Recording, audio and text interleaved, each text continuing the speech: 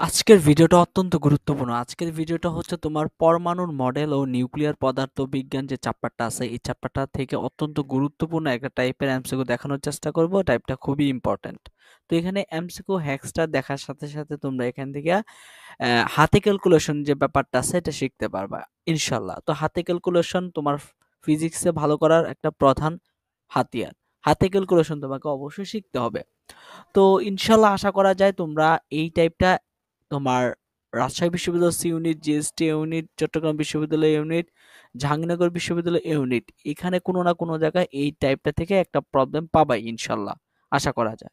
তো হাতে ক্যালকুলেশনটা তোমাকে অবশ্যই পারদর্শী হইতে হবে। ভিডিওটা সম্পূর্ণরূপে দেখো। তো দেখো, এই যে টাইপটা দেখো, এই একটা টাইপ তোমাদের সাথে আলোচনা করার চেষ্টা করবো। দেখো, এটা কিন্তু রাজশাহী বিশ্ববিদ্যালয়ে তোমার 2018-19 শিক্ষাবর্ষে আসছিল।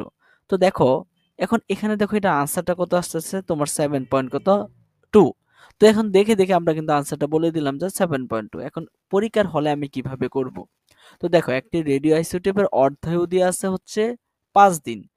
গড় আয়ু কত দিন? গড় আয়ু কত দিন অর্থাৎ কত, টাও এর মান কত, গড় আয়ু কত দিন? তো আমরা তো জানি যে টাও সমান কত আসবে তোমার, কত, টি হাফ,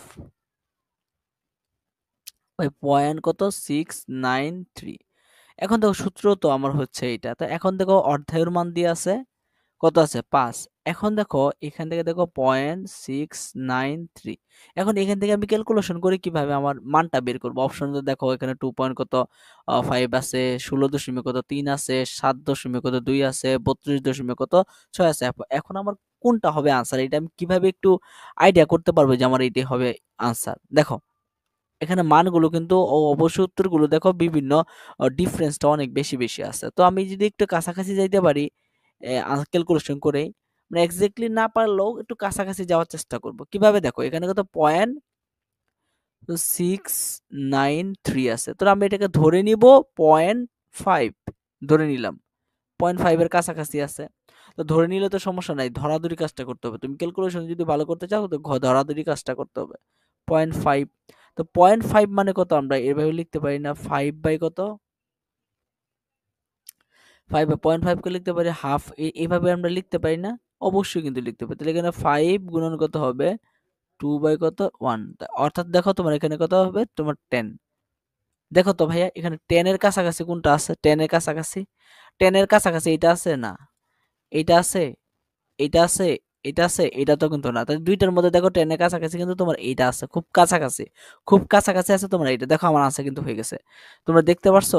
দেখো এইভাবে কিন্তু তুমি যদি ক্যালকুলেশন করো, দেখো তুমি কিন্তু একদম এক্স্যাক্টলি তোমার আনসারটা পাওয়া যাবা। তোমার উত্তরটা অবশ্যই কিন্তু তোমার এরকম একটু ডিফারেন্স থাকবে। বলতে পারো যে ভাইয়া এখানে তো যদি উত্তরগুলো কাছাকাছি থাকে, কখনোই থাকবে না কাছাকাছি। উত্তরগুলো সবসময় একটু ডিফারেন্স থাকবে, অনেক ডিফারেন্স থাকবে। কারণ প্রশ্নকর্তারা জানে যে আসলে এখানে ক্যালকুলেটর ইউজ নাই যেহেতু, তাহলে এখানে অবশ্যই, যেহেতু হাতে ক্যালকুলেশন করতে হয়, অবশ্যই ডাটাগুলো এরকম ভাবে দিবে, একটু ডিফারেন্স ডিফারেন্স থাকবে, অনেকটাই ডিফারেন্স। তুমি যদি একটু ক্যালকুলেশন করে তুমি তোমার কাঙ্ক্ষিত আনসারটা মানে আইডেন্টিফাই করতে পারো, তারা কিন্তু এইভাবে প্রশ্নকর্তারা প্রশ্নটা করবে।